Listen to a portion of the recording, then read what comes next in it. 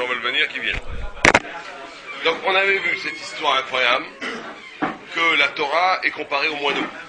Vous vous souvenez de ça, M. là au moineau. Pourquoi la Torah est comparée au moineau? Parce qu'en captivité, un moineau, il meurt. Le dror. Le tzipor dror, il meurt. Non, le tor, c'est la colombe. C'est la colombe ou le pigeon. Ouais, je crois que c'est la colombe. C'est le pigeon, plutôt. Mais en tous les cas, il meurt. Donc, c'est cette idée-là qui est donnée ici. L'idée que la Torah n'a rien de mondain. Elle ne peut pas être en captivité. Comme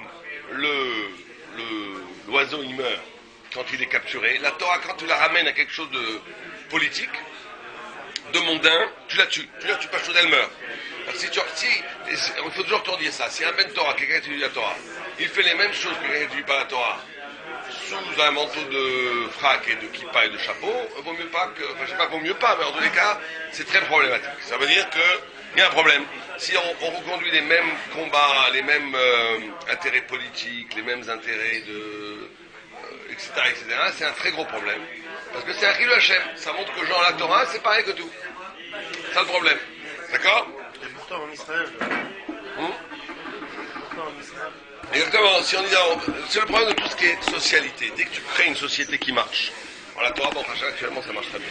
Bon, c'est magnifique.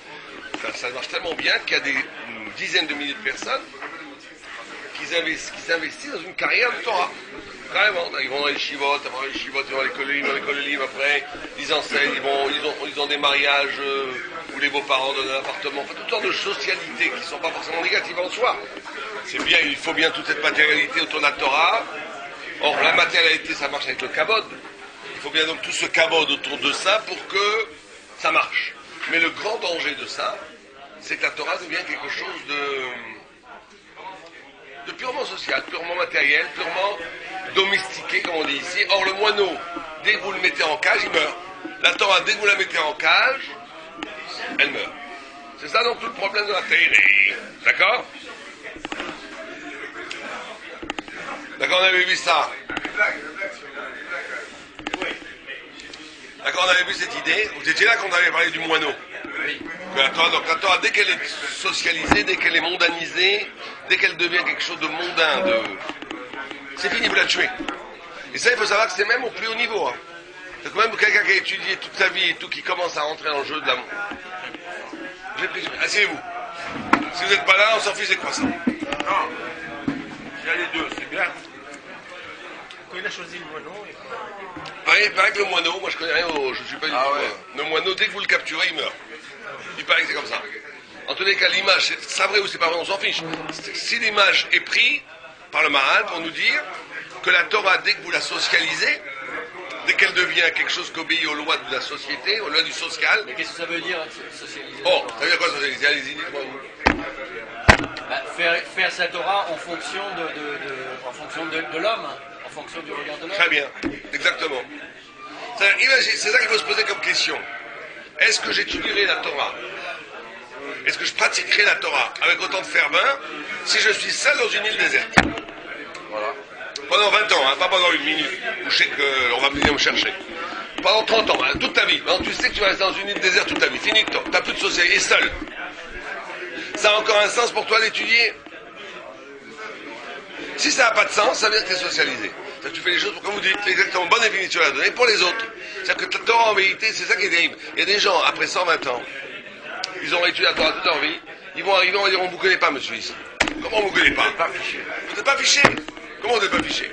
Oui, tout ce que vous avez fait, vous l'avez fait, vous avez été récompensé, c'était un investissement social. Donc la Torah, pour que ça soit une vraie Torah, elle doit toucher à quelque chose qui n'a aucun rapport avec la socialité. Aucun rapport. Elle doit toucher à quelque chose qui est de l'ordre de la pure vérité. On va refaire l'Ilui Nishmat. Je reprends le nom, c'est Yitzhak Ben Chaim. L'Ilui Nishmat Yitzhak Ben Chaim, que ce cours sera pour l'élévation de l'âme de Yitzhak Ben Chaim, Rosenberg. D'accord? Donc dès qu'on est dans une logique où la Torah épouse les logiques du monde matériel, vous allez tuer la Torah. C'est une domestication de la Torah. La Torah, elle est sauvage. Elle est sauvage au sens où elle n'obéit à rien. C'est-à-dire que les signes qu'on doit voir, c'est que quelqu'un tue la Torah, il doit réagir de façon inattendue. Vous savez que un sage, c'est inattendu. Il y a des histoires, par exemple, des histoires chez les Chachamim, c'est absolument incroyable. À tous les niveaux, au niveau de l'honnêteté, bon, une fois, je vous donne un exemple, par exemple. Vous connaissez l'histoire une fois, il y a un homme qui avait été accusé, injustement, un juif, en Pologne, ou en Russie. Et le Chofetz Chaim est venu témoigner en sa faveur, en disant, mais non, c'est pas vrai, il y avait beaucoup d'accusations antisémites qui étaient vraies, mais qui étaient complètement fausses. Et là, c'était en l'occurrence complètement faux. Et le Chofetz Chaim a été témoigné en sa faveur. C'était un élève de la yeshiva de Chofetz Chaim. Et l'avocat, goy, pas juif, il dit au juge, il dit, vous savez qui est le Chofetz Chaim qui témoigne pour lui? Une fois, on lui a volé la bague, une bague très chère. Il a couru après le voleur, et au lieu de il lui a dit, je te donne cette bague, je ne veux pas que tu sois un voleur. Je te la donne, pour que je ne veux pas qu'il y ait une avéra qui vienne de moi. Surhumain, au lieu de récupérer ton bien, non seulement tu leur veux pas celui qui t'a volé, mais tu veux pas qu'il pêche. En plus. Alors le juge Goy lui dit, vous croyez une histoire pareille, vous? Alors l'avocat Goy dit, j'y crois pas. Mais monsieur le juge, admettons, comment ça se fait qu'on raconte pas des histoires comme ça sur vous et sur moi, mais sur lui on raconte des histoires comme ça? C'est que c'est déjà un signe, c'est un grand. Si c'était pas un sadique, on raconterait pas des histoires. En vérité, c'est une vraie histoire. Mais le juge Goy pouvait pas y croire, mais au moins l'avocat, il a eu la bonne répartie. Il a dit, mais les histoires comme ça, on raconte pas sur vous et sur moi, avec tout le respect que je vous donne, monsieur le juge, mais on raconte sur le Chofetz Chaim. Donc ça veut dire, tiens, ça c'est voilà un acte, entre autres, un acte qui montre que la Torah a eu un affect. C'est un acte qui fait qu'il te rend pas normal, naturellement. Quand on vole ton bien, tu veux aller... je dis pas que tu as le droit de récupérer ton bien. Je ne parle pas de ça. Mais il y a un moment donné où tu fais des actes qui sont motivés par la pure présence de Dieu. Pas par une condition qui est de l'ordre purement sociologique du regard de l'autre. Comme vous avez dit. Et donc la Torah, dès qu'elle redevient, l'enjeu c'est le regard de l'autre, l'enjeu c'est la socialité, on la tue. Comme un oiseau il meurt en cage, la Torah elle meurt en cage. Elle doit obéir à quelque chose qui dépasse le monde, qui n'est pas de ce monde, qui est au-delà du monde. D'accord? On s'est arrêté là. Et donc on avait vu ce paradoxe extraordinaire, que comme c'est quelque chose qui n'est pas de ce monde, elle demande paradoxalement une shmira, une attention, une shmira, comment on dit, une garde encore plus accélérée. C'est-à-dire plus énorme. Comme la Torah n'est pas de ce monde, elle ne va pas se garder tout seule. Il faut redoubler d'attention pour qu'elle ne s'échappe pas, pour qu'elle ne s'évapore pas de ta vie. C'est ça qui est paradoxal. Tu aurais pu croire que comme c'est mystique, c'est au-dehors du monde, donc tu n'as rien à faire. C'est là où c'est pas. Non. Comme ça demande un effort quotidien. C'est-à-dire que très rapidement, tu peux t'embourgeoiser dans la Torah. Comme tu étudies, tu rends un train-train. Et il n'y a jamais de répit. Il faut toujours être en éveil, parce que comme elle est d'essence divine, et il y a une nature humaine de vouloir humaniser, mondaniser, rendre accessibles les choses, très vite tu peux, sans t'en rendre compte, trahir ce lien tenu que tu as avec la Torah divine et tu peux la trahir, la mondaniser. Donc il faut tous les jours te poser la question. Là il parle de l'étude de la Torah ou il parle exact. Quand il dit Torah, il parle de tout, mais plutôt de l'étude. Il rentre justement dans chaque acte qu'on fait. Dans chaque acte, vous avez raison. Donc c'est socialisé surtout. à 100%. Non. Vous mettez les filines, pourquoi? Pour que les autres vous voient ou pour être en contact avec Dieu? Quand on dit pas social, ça ne veut pas dire ne pas être avec les autres. Je suis avec les autres. Mais la motivation profonde de ce que je fais, c'est un lien avec Dieu. C'est vrai, lorsque vous dites, c'est vrai, très souvent les gens ils font Shabbat, pourquoi? Parce qu'on est en famille, c'est sympa, c'est génial Shabbat. La synagogue, il y a une bonne ambiance. Il y a une bonne ambiance. Moi, une fois quelqu'un m'a dit pourquoi j'ai fait Shabbat, parce que voilà, il les appelle. La bourra et tout. Bon, tout ça c'est très sympa, mais c'est pas la raison. C'est pas la vraie raison. Ça va pas être la motivation. Ça va pas être la motivation, ça vient en plus tout ça. Si tu fais ça pour ça, c'est une catastrophe. Enfin, c'est pas une catastrophe, c'est déjà bien. Oui, c'est pas Déjà mal. bien, mais c'est pas la vraie raison. Moi, un gars il m'a dit une fois pourquoi je fais Shabbat. Ouais, pourquoi? Parce qu'avant, on voyait tous la télé Shabbat, on se parlait pas, j'en ai eu marre, j'ai décidé qu'on fait Shabbat. Donc maintenant, voilà, on mange ensemble, bien. avec mes enfants. C'est bien. Il a fait un effort. Au moins, l'eau liche pas, mais c'est bien entendu pas ça le Shabbat. Le Shabbat, c'est pas pour en parler avec les gens. Le Shabbat, c'est un arrêt du temps sociologique, justement, du temps de l'argent, du temps de la production, la capacité de s'arracher au diktat social de la production et de l'argent, pour être à un moment de... Comment? Et de la télé, aussi. La télé, et d'autres choses. Le Shabbat, c'est un retour à toi-même, à l'éternité, d'un rapport vertical avec Dieu qui n'est pas l'oubli du stress permanent, parce que quand on est dans le travail, dans le monde du travail, et pas tous, mais quand même, même si de façon majoritaire, on n'a pas le temps d'un arrêt. On s'oublie. Le Shabbat, c'est l'arrêt. L'arrêt qui renvoie à l'arrêt du monde lui-même, qui renvoie à une dimension du monde qui n'est pas cyclique, qui est la chose en soi. Le Shabbat, c'est merveilleux pour ça. C'est un rapport dans le temps avec Dieu. Alors, si on le fait pour d'autres raisons, c'est aussi bien. Dieu présent, on va pas dire que c'est pas bien. Mais c'est pas le top pour rien. C'est pas le top. C'est pas ça qu'on doit le faire fondamentalement pour se retrouver Dieu en se retrouvant, on va dire. C'est ça la motivation du Shabbat. C'est ça l'essence du Shabbat. Bien. Donc tzipor dror. Donc on dit que le tzipor dror, le moineau à garder, il est très difficile à garder. Et comme il est très difficile à garder, il a une valeur, il est au-delà de toute valeur. Il est au-delà de toute valeur. D'accord? Parce qu'en fait, c'est un oiseau qui ne s'apprivoise pas. Exactement. Pas comme un canari en marquage, il est Mais heureux. pourquoi pas, ça faut cher un moineau, ça vaut rien. Non, non, valeur Ça zéro. peut. Moineau, Oh, mais là il dit que ça n'a pas de valeur. c'est le plus pauvre de tous. Enfin, c'est bizarre parce qu'il dit que ça n'a pas de valeur. Il dit comme tu peux pas le garder, c'est une valeur inestimable. Alors tu en vois partout des moineaux, non? C'est l'oiseau le plus Alors c'est peut-être pas le moineau, alors c'est peut-être un non-animal, le drone. C'est peut-être le fait de ne pas pouvoir le garder qu'il a de la valeur. Ouais, c'est ça, ouais, peut-être. Ouais.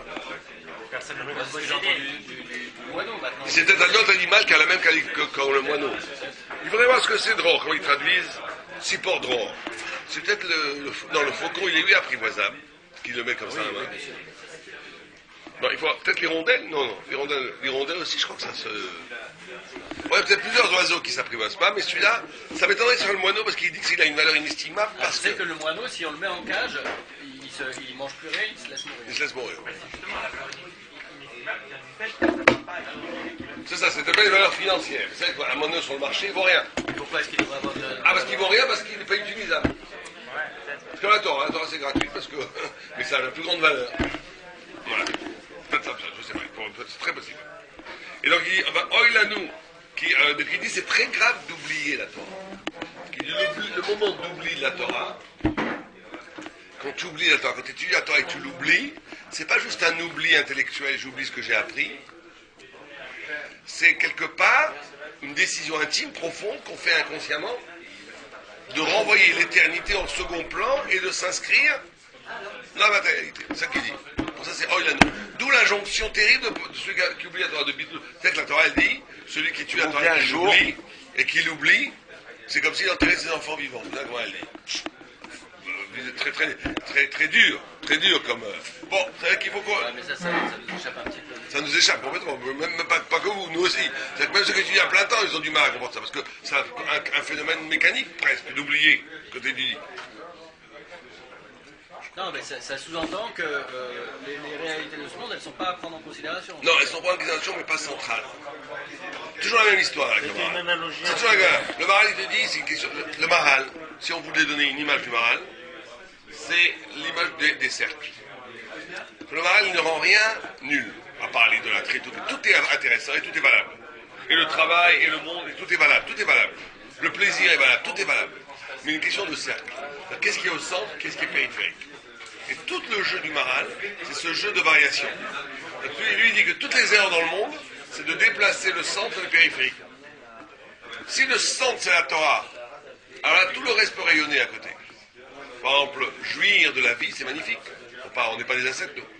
Mais jouir de la vie comme une périphérie, pas comme un centre. Si le centre de ton préoccupation quotidienne, c'est de jouir, c'est une catastrophe. Si la Torah, c'est C'est la fin en soi. Voilà, si la Torah, c'est le centre, bien. mais que une partie de la Torah, c'est de honnête Shabbat, de prendre du plaisir Shabbat, magnifique. Une partie de la Torah, c'est de rendre heureuse ta femme et d'être toi-même heureux, c'est très bien. Tout ça est bien. C'est même une mitzvah. Mais tout ça Mais doit si, graviter voilà, autour de la graviter Torah. autour de la Torah. C'est la théorie des cercles. Mais si tu prends un cercle, un mouvement, une courbe et tu la rends absolue, tu rends le noyau, cercle, noyau, c'est là où ça va plus. Donc c'est pareil avec le monde du travail, le monde de la préoccupation matérielle. Elle n'est pas du tout niée. Mais elle ne peut pas, et dans ta conscience ou dans ton inconscience, elle doit être périphérique par rapport à une centralité qu'est la Torah. Et si la Torah est centrale, tu l'oublies pas. C'est pas ta raison de vivre, le travail. Exactement. On travaille parce qu'on a besoin d'argent. mais Et la c'est liberté se paye à ce prix-là. N'est libre celui dont le souci principal n'est pas sa subsistance. Parce que si le souci principal est sa subsistance centrale, on ne parle pas du niveau du temps ici, on parle du niveau de la liberté, de l'investissement. Voilà. Si mon souci principal dans la journée, ça a été d'essayer de comprendre une idée de Torah, je suis sorti d'affaire. Super. Si mon souci principal de la journée, ça a été de gagner 3000 euros, j'ai un problème. Pour la Torah, je vois. Chacun fait ce qu'il veut, mais je parle pour la Torah. La Torah, elle voit ça comme ça. Qu'un homme n'est libre que si il est nu, parce que l'homme essentiellement est éternel, il est éternel, donc il ne peut pas passer sa journée autour de sa subsistance. À ce niveau-là, il devient animal. Encore une fois, on ne parle pas de temps, parce qu'il y a des gens qui ont d'impératifs économiques qui sont obligés bien de subvenir à leur monnaie, etc., etc. C'est pas ça qui est remis en question. Ce qui est remis en question, c'est quel est ton rapport à ce temps? Qu'est-ce qui est pour toi l'essentiel? Être préoccupé toute une journée pour gagner sa parnassa, c'est pas mauvais, simplement si on y accorde une importance secondaire. Voilà, on est obligé de le faire parce que sinon on va Et on est subir obligé des pertes. d'accorder, pour pouvoir équilibrer, sinon ça devient trop abstrait, d'étudier tous les jours. C'est pour ça qu'écrit Kavatem et Tim la Torah. Alors ça peut être une demi-heure par jour, 1 heure par jour, 2 heures par jour, 10 minutes par jour, Même un quart d'heure. mais un quart d'heure. Voilà. Et que ça doit être indéracinable. Qu'à boire. Il y avait une histoire comme ça d'un grand businessman qui avait sa demi-heure. Religieux, Ouais. très grand businessman. Et on lui a proposé un business qu'il devait faire sous la demi-heure, genre d'1 million de dollars. Ouais. Je dis non. Il a dit non. Il a dit non. Comment? Et il a dit non, il a perdu son million de dollars. L'histoire dit qu'après il est devenu encore 10 fois plus riche. Mais bon, sûr. ça c'est pour consoler les gens, mais je suis pas sûr de ça. C'est le cas, il a dit non. Parce qu'il a dit ma demi-heure, c'est ma demi-heure. Et là, il a fait preuve de ça. Que cet instant de Torah, alors certains peuvent dire c'est complètement idiot. Arrête-toi d'étudier une demi-heure, fais ton million de dollars et après étudie 10 heures. Mais non, c'est plus que ça, c'est que si tu ne peux pas faire un choix. Parce qu'il avait Enfin, fixé ce Alors, temps-là. Si tu Il fais a un choix fixé que ce temps-là. la Torah est moins importante que l'argent. Tu peux pas faire un choix que la Torah est moins importante que l'argent. Tu peux pas. C'est ça qu'il a. Il ne lui restera dans sa vie que ce geste-là. Que ça qu'il a été capable de faire. Bien. Ils vont au cimetière, ils ont fait miner 7 jours là. On va aller faire le cimetière après Au mitzvah, et après ils ont le mois après l'année. Ils ont 7, 30, 12. Nous en arabe on dit Medoum Karabi. Ça veut dire du turc Hachem. Tout passe. Comment t'as dit? Medoum. Doum en Medoum. arabe. Donc c'est resté. Dom. Medoum Karabi. C'est marrant parce que Dom en hébreu, ça veut dire silence. Ah. Mais évidemment, Aaron est resté en silence. Figé. Il y a une notion de figé maintenant. Bon. Didier. C'est la caboche. J'espère à bientôt. Alors, il y a un très bon livre qui s'appelle Le Magicien de Lublin, de Zach Basilewski, qui est exactement ce point-là, d'un type qui est libre, qui est magicien en Pologne, et qui voyage à travers le monde, et en fait il se rend compte qu'il n'est pas libre parce qu'il n'a pas la Torah, et à la fin du livre, ça dit dans son coin, enfermé entre 4 murs, à ne rien faire d'autre qu'étudier la Torah. Vous savez qu'il y a eu un film qui a été fait de ce livre. Et moi je ne vais pas au cinéma depuis très longtemps, mais je l'ai vu ce film il y a 20 ans. C'est un chef-d'œuvre absolu et absolument inconnu. Et le film, c'est un train, la plupart des temps, le film est moins bien connu.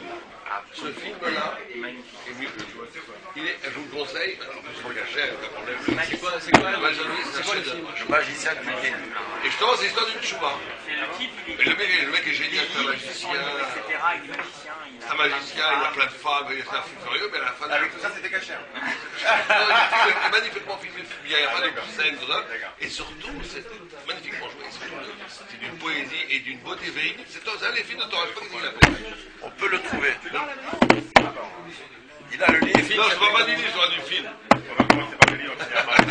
Le film s'appelait comment? Le magicien de Dublin. Parce qu'il a été tiré du livre.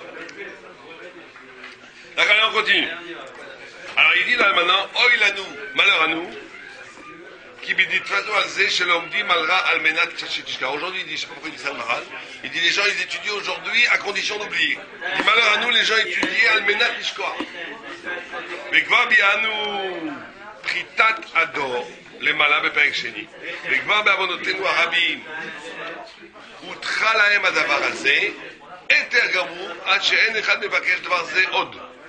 Alors lui, il n'est pas tendre là. Il dit que maintenant c'est devenu une habitude d'étudier en oubliant. Au point où les gens se demandent même plus, ne revendiquent même plus. C'est plus devenu une exigence. Non, d'étudier en fonction de se rappeler. Avant, ils avaient une organisation, ils étudiaient d'une certaine façon pour que ça reste dans la tête. Alors, les thémanies sont très forts pour ça, les thémanies, vous connaissez? Ils reviennent 10 fois sur la tête.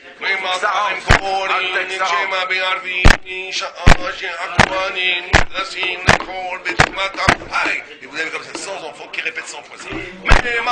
C'est chez moi, j'adore. Vous avez vu les thémanies? Vous avez vu une tefila thémanie? C'est sublime. Il y a une sorte de montée en puissance. Ils font toujours qu'un seul air, les thémanies. C'est pas comme les Tunisiens, là. Ils ont un seul air qui répète tout le temps. Non. On a vu ça au Maroc quand il y a des gens qui ont appris comme ça, enfin l'équivalent du Kheder au Maroc. C'était des garçons de café en Israël et puis vous servez, vous récitez une Gemara. C'est resté dans leur tête. C'est un système, je comprends pas pourquoi on le fait pas. C'est un système génial. Voilà, pas ça rend. Mais c'est vrai que ça n'a pas développé en eux l'esprit intellectuel de pile-poule. C'est ça le problème. C'est qu'ils sont des valises. Quoi. Bon, mais c'est vraiment là. Un peu, ouais. Mais ils connaissent par cœur des pages entières. Mais c'est magnifique à voir, c'est vénère. Le système du Kerem Yeshua. Ouais, quand même. Tu sais qu'on va le faire venir, je lui ai parlé au téléphone. Il veut venir, je vais le faire venir ici. Ah ouais? Kerem Yeshua, il va venir ici faire une Il va nous conférence avertir, hein. et vendre son livre en français qui signera. Faut que je le fasse venir. Allez, on a kiffé la conférence. Ah, mais j'ai donné ton nom pour que tu rentres. Très très après, j'ai kiffé. À un moment, vous avez dit un truc. Jamais gagné la complété. Il n'y a pas de problème. Je suis très gardé. Mais tu sais qu'il y a. C'était sympa, c'est sympa. Vous avez fait quelle heure De 10h à 11h. Il y avait un petit truc avant. Et après, de 10h à 11h, on a fait un petit débat. Mais c'est pas un débat, on parlait avec lui, il faisait rire tout le monde. C'est ce qu'il y avait au Corsen. Un petit truc? Ouais. Non, pas ça, moi, c'est avec Rabin Chitri. Ah, c'est lui qui s'est rire. Ah ouais, il est très fort, c'est un one-man show. C'est vraiment un one-man show. Donc, Ador Azé et Tergamon. Donc il dit, Veilou nimsu anashim, מעטים, אחד מאלף, הייתה נחמה באלף בני אדם. אבל שלא היה נמצא אחד מני אלף, על דבר זה אני בוכה. Là, je sais pas ce qui se passe tout d'un coup, le Maral rentre dans la confidence. Il dit, il n'y en a même pas 1 sur 1000 qui étudie en se souvenant. Il dit, Al-Zé ani bouché. Il dit, s'il y en avait 1 sur 1000 qui restait à étudier, qui se souvenait de ce qu'il étudiait, je serais content. Mais il dit, j'en vois même pas 1 sur 1000. Ve Al-Zé ani bouché, il dit. Et sur ça, je pleure. Ani Ored Amaim, et il dit mes yeux, après j'ai jamais vu un mal comme ça, mes yeux, il se confie, mes yeux coulent de larmes. Al Shemer Kavod, Ve'od à Torah, sur la destruction, la brisure de l'honneur et de la splendeur de la Torah. Nishbarti, j'ai été cassé par ça. Ve'av imenoken, alo à Torah tzricha shmira, parce qu'il dit la Torah besoin d'une shmira. La Torah doit s'étudier dans une optique où elle est gardée, où elle est préservée. ובאנו עומדים חד ושלום בעונשם הזה, עד שהדורות האלו שינו דרך הראשונים, ואין הולכים בעקבותם, שעיקר התורה הייתה בפיהם ולשונם, ועתה הוסר דבר זה מאיתנו לגמרי, עד שהדבר הזה גורם קלקול הדבר, מכל וכל, כמו שאומרים, כי קרוב הדבר בפיך ובלבך לעשותו, כמו שהתבא אליה. ואל יחשוב החשוב כי רק דבר זה הוא לקלקול הדור, מכל וכל, כאשר אין התורה אתם בפיהם, ואין התורה קרובה להם. Donc lui, il en fait un malheur terrible. Il dit que les gens, avant, il dit dans les premières générations, la Torah était dans la parole, la Torah était dans la conscience, la Torah était présente dans l'esprit des gens quotidiennement et tout le temps. Alors que maintenant, la Torah est loin. Et il dit que cet écart de la Torah entre nous et la Torah, l'écart entre nous et la vérité, le savoir, est catastrophique. Ayant apprécié comme ça cette Torah de Simani. Ouais, on a étudié ça hier. Avant-hier, il a parlé de ça, de Simanim, que la Torah était en essence Simanim. Elle portait infiniment plus que ce qu'elle disait, comme le Siman qui renvoie beaucoup plus. Le Siman, c'est le signe. Voilà. Oh, donc il ramène cette fameuse Gemara dans Sanhedrin. Alomet Torah Beshricha, celui qui étudie la Torah et qui l'oublie, ou domé les Isha Shekoveret Banea, comme une femme qui enterre ses enfants. כמו שירחתו על זה בפרק שני. אבל אתה בדור הזה אינה עוברים על זה שאינם שומרים את התורה, גם שהם נזכרים בתורה בשביל ריבוי התורה. שאין הדבר כך כלל. יהיה הרבה הם יהיה מעט תחילה לומדים התורה שלא תשאר. Lui il dit que le problème de notre génération, de notre génération déjà, c'est pas qu'on oublie la Torah, c'est qu'on étudie la Torah avec déjà une prédisposition de l'oublier. Et c'est sur ça je pleure. Et c'est pour ça qu'il y a de la galoute. peut-être l'analogie avec les banim, peut-être la banim, c'est bien le fait qu'on arrête une progéniture.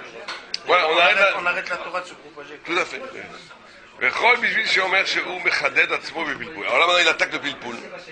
Il dit, là il devient Sfaradi. Il dit, tout ça, pourquoi est-ce qu'ils étudient comme ça les gens? Parce qu'ils font du pilpoul. Ok, bon, ça va pas s'éterniser. Donc là il y a tout un paragraphe où il attaque le pilpoul. Il dit c'est pilpoul, c'est très bien, mais ça empêche les gens de connaître la Torah dans leur totalité, dans leur et c'est vrai que dans les yeshivot, des fois, vous étudiez pilpoul en 6 mois, 3 dates de Gemara, vous ne connaissez rien. Alors c'est vrai que ça forme l'esprit, c'est important. On connaît mal parce que. On connaît mal, ouais. Ça forme l'esprit, c'est bien, mais d'un autre côté. Parce qu'en fait. Il y en a qui connaissent que Abraham et que Moshe était le frère d'Aaron. Ça, c'est ce que dit le Yeshua. Faut répéter, pour que ça rentre, faut répéter. Et Shinantam, Oui, mais là, il y a beaucoup de rabbins qui ne sont pas d'accord avec le Maharal parce qu'ils disent que dans les yeshivot, on doit t'apprendre à étudier. On ne doit pas t'apprendre à emmagasiner du savoir. On doit t'apprendre à maîtriser la façon. Oui, il y a une façon d'étudier.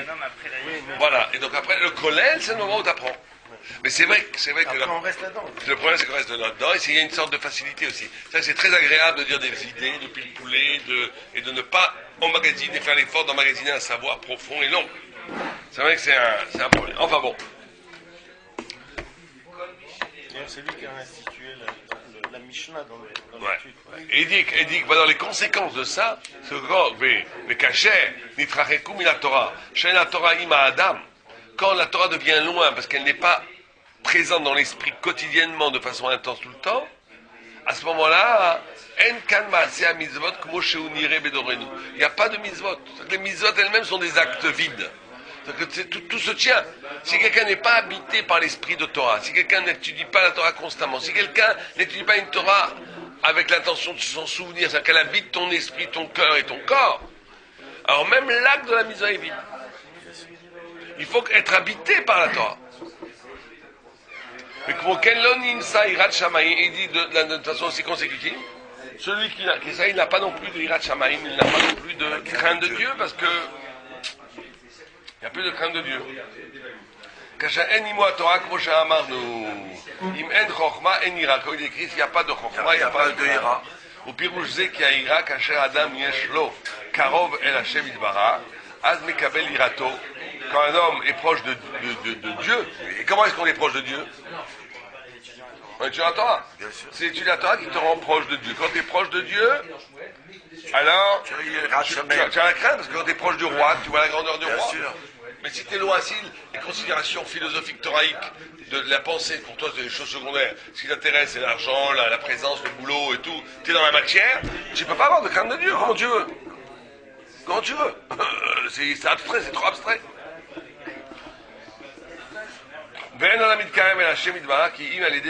Comme tu as dit, l'homme s'approche de la Torah, de Dieu, qu'à partir de l'étude de la Torah. Qui est Adam ou Basar Vedam, parce que l'homme est fait de chair et de sang, ou Mitzat chez ou Basar Vedam en Kaob, et par le fait même qu'il est de chair et de sang, il n'a pas de proximité avec la transcendance. Ou baiser, la seule façon qu'il a, c'est en étudiant la Torah. La Torah est l'accès, l'autoroute pour arriver à accéder à une lumière divine qui te rend proche de Dieu et donc qui t'amène à la crainte de Dieu par conséquent. C'est la vérité. Ouais. Mais c'est pas n'importe quelle Torah. D'après le Ramchal, il y a différents degrés dans l'étude. La Torah d'Elohim, c'est comprendre que. Non, lui dit n'importe quelle Torah. Voilà. Non, mais que de halakha, que de. Même de halakha. Même de halakha. Il dit pas non, il dit n'importe quelle Torah. Il dit pas non comme le Ramchal. Il dit, ouais. En quoi l'étude, ça va amener, on va se rapprocher de Dieu, mais en quoi on va avoir la crainte? Donc plus tu vas étudier, plus tu vas rentrer dans une logique, même dans la halakha, même dans la Gemara, sans rentrer dans la Kabbalah et tout, tu vas rentrer dans une logique qui échappe au Lamazé.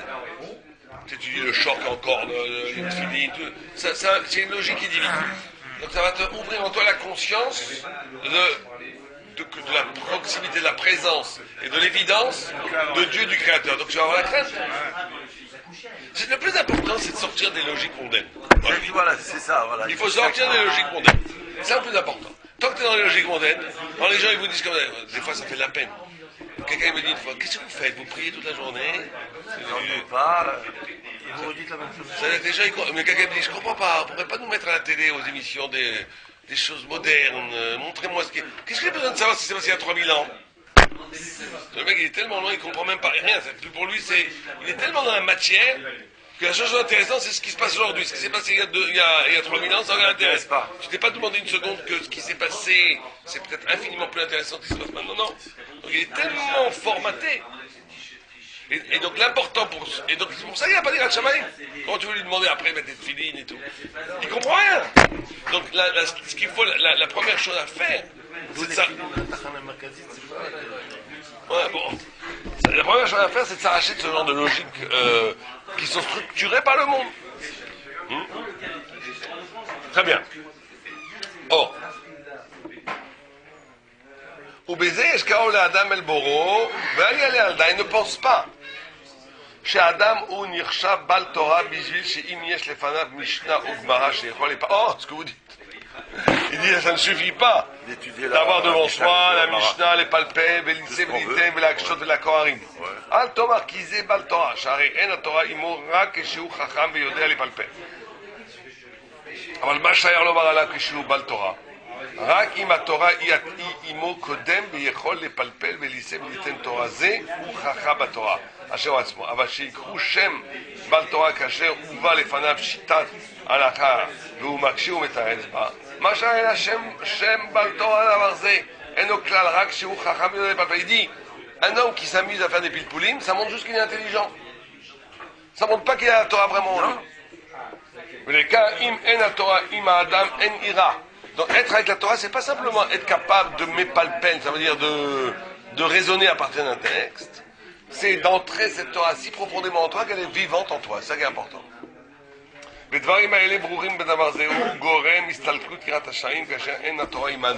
dit la Torah n'est pas... Donc il dit que... Ouais, mais en réalité il ne parle pas de Kabbalah. Il dit que ce qui est important, c'est que de façon permanente, la pensée de Torah soit avec toi. C'est que ça, il faut arriver à un certain niveau spirituel où tu as constamment une pensée de Torah en toi. C'est ça qui est important. Être avec la Torah.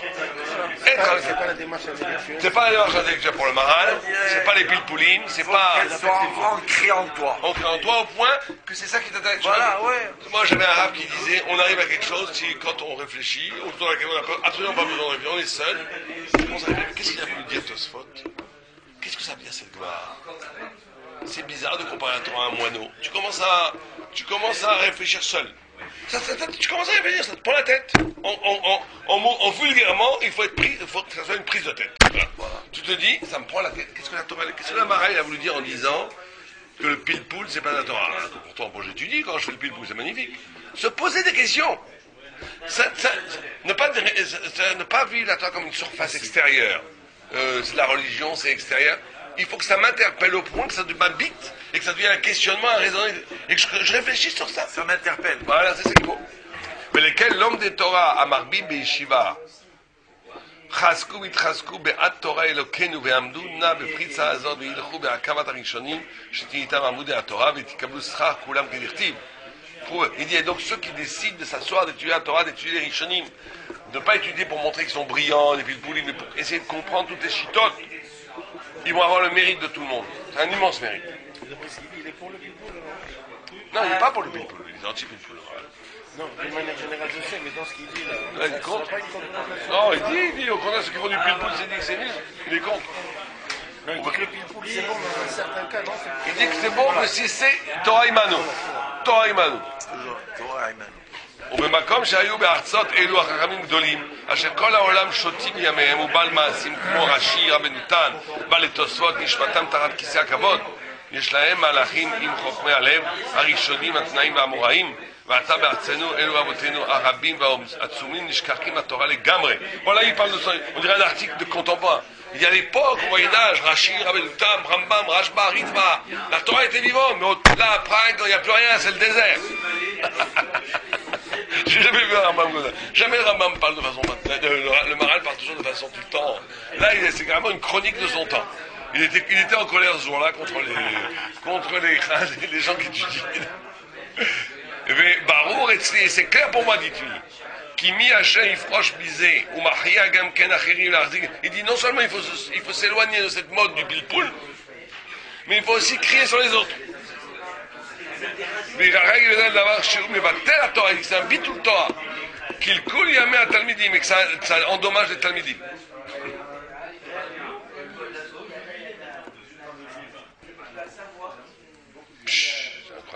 Après à la fin ce qu'il dit, c'est ça, mais si le coup de Meir Torah, et ça enlève la lumière de la Torah, Barbour et Tléchéou, Nimna im Otam Amegale Panim Betorah Sholokil Alacha, c'est très grave ça. Il dit pour ceux qui fait ça, il fait partie des gens qui interprètent la Torah, non pas selon Alacha. Ve'elo Chelek, il n'a pas de part à la Torah. Pas de pas. Ve'u berachama v'yachzir oto le Torah. Nous amen. Il dit que Hachem, Bezat Hachem ramène les gens. Il devait être contre une yeshiva après. Il y avait quelque chose là-bas sur une yeshiva où ils étaient, on faisait du pile-poule toute la journée, mais qui n'apprenaient rien, qui devait les rendre. Vous savez ce que c'est le pile-poule? On fait des raisonnements géniaux et tout, à partir, mais pendant des heures, des années, des jours. Moi, je trouve ça génial, moi j'adore le pile-poule. Mais il faut. Dans toutes les choses. C'est ça. Dans toutes les yeshivot, aujourd'hui, ils font du pile-poule, tous. Pratiquement, tous les shiurim, c'est que du pile-poule. On n'a pas de shiurim dans les shiurot Ashkenaz, et même Sfarad, aujourd'hui, qui imitent les Ashkenaz. Ils ont des arguments, c'est de comprendre la chose jusqu'au bout. Eux, ils disent qu'il faut former la tête. Il faut former la tête des gens. Donc on est obligé de former la tête des gens. Après, une fois qu'ils sont forts. Mais c'est vrai que tu vois des gens qui font pas ça, ils savent pas leur nez toute leur vie. Alors peut-être que tu vois des gens qui n'étudient pas, des gens qui n'ont pas appris à étudier, c'est une catastrophe en fait toute la vie. Ils restent amateurs toute leur vie. Oui, il y a une façon. Il y a une façon d'étudier, ça passe par le pile. Pour enseigner, construire une tête de lamdan. Une fois qu'il sait un lamdan, il peut apprendre toute la Torah comme il faut. Le Maral, il avait dit qu'une des trois façons pour être face à Dieu, c'est de partir de la Gemara et d'arriver à la halacha. Mais sans pile-poule, on ne peut pas arriver à la halacha. Oui, bien sûr. Non, mais lui, il parle d'un certain pile-poule 20 qui veut juste monter la brillance de l'esprit. C'était très à la mode, et encore aujourd'hui, que quelqu'un... C'est évident que le but n'est pas de la halakha. L'évident est de... C'est magnifique, mais c'est de... À ce point-là, dans les yeshivot, Bien sûr. qui font juste pour la démarche intellectuelle. Bien sûr. Un beau pile-poule, c'est un pile-poule qui va montrer de façon le plus extraordinaire des pile-poulines. On n'arrive jamais... On s'en fait de la halakha, complètement. Il n'y a pas de halakha à la fin. C'est pas pour le kiff, c'est pour... D'abord, moi je dis ça. Là, moi je suis complètement pour le maralien, je suis dans le maral 100%. Mais là, sur ce point-là, je suis pas d'accord. On n'est pas de pas être d'accord avec le maral. Mais je veux dire, il y a d'autres rabbiniques qui sont pas d'accord et on est plutôt dans cette chita-là. Pourquoi? Parce que les autres rabbiniques vont te dire, il y a trois choses magnifiques dans le pilpoul. Non, mais il a raison dans le fait que si je fais que ça, c'est une catastrophe. Mais là où il faut quand même sauver un peu le pilpoul, c'est que, c'est un kiddush Hashem. C'est quand tu vois une telle intelligence, ça rend pâle les mathématiques et la philosophie. Donc c'est déjà un kiddush Hashem.